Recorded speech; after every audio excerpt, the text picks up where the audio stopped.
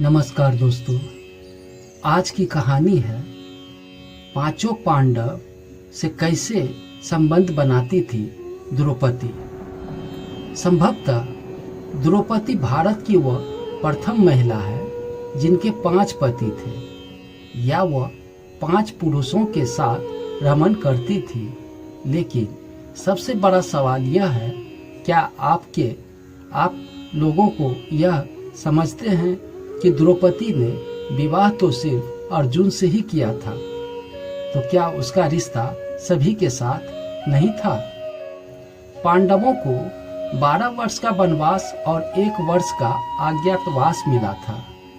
इस दौरान पांचों पांडव एक कुम्हार के घर में रहा करते थे और भिक्षाटन के माध्यम से अपना जीवन यापन करते थे।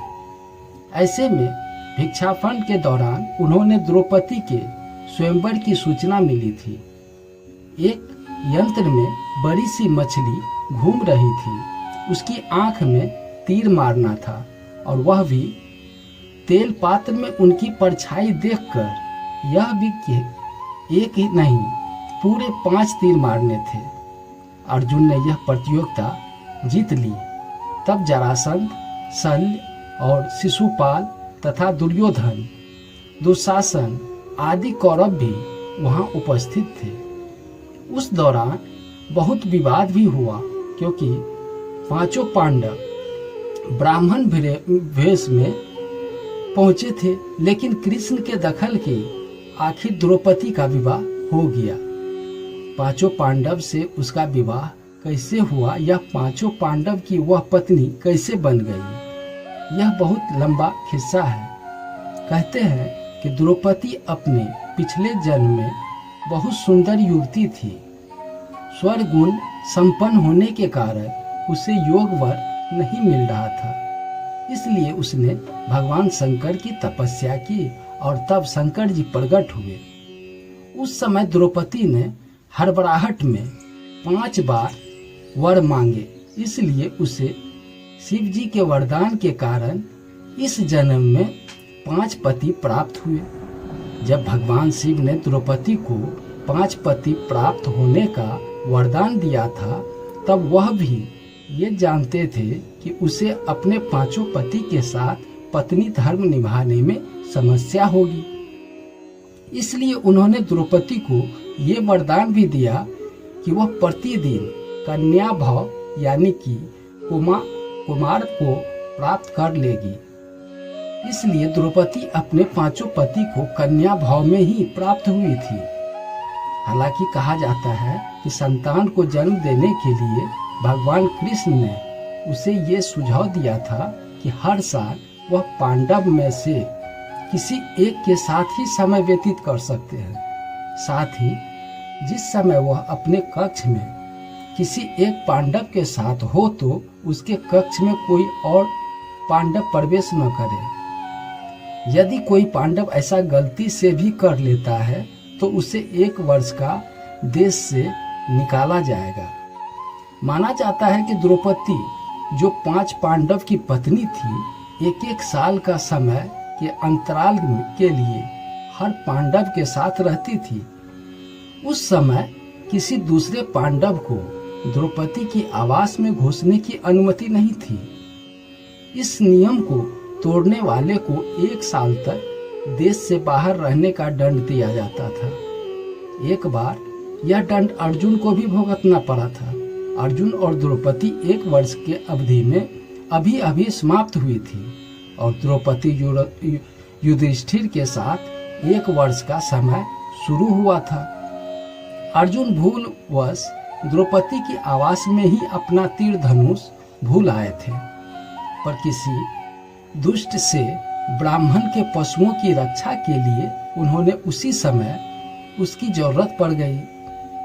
क्षत्रिय धर्म का पालन करने के लिए तीर धनुष लेने के लिए नियम तोड़ते हुए वह द्रौपदी के निवास में घुस गए। उस दौरान द्रौपदी युधिष्ठिर के साथ में थे।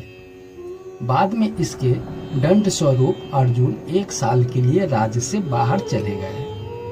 इसी 1 साल में वनवास के दौरान अर्जुन की मुलाकात उलूपी से हुई थी वह अर्जुन पर मोहित हो गई। ऐसे में वह उन्होंने खींचकर अपने नाकलोक ले गई और उनके अनुरोध करने पर अर्जुन को उससे विवाह करना पड़ा। कहते हैं दोनों 1 वर्ष तक साथ रहे। अर्जुन और नाग कन्या उलूपी के मिलन से अर्जुन को एक वीरवार पुत्र मिला जिसका नाम इरावान रखा गया।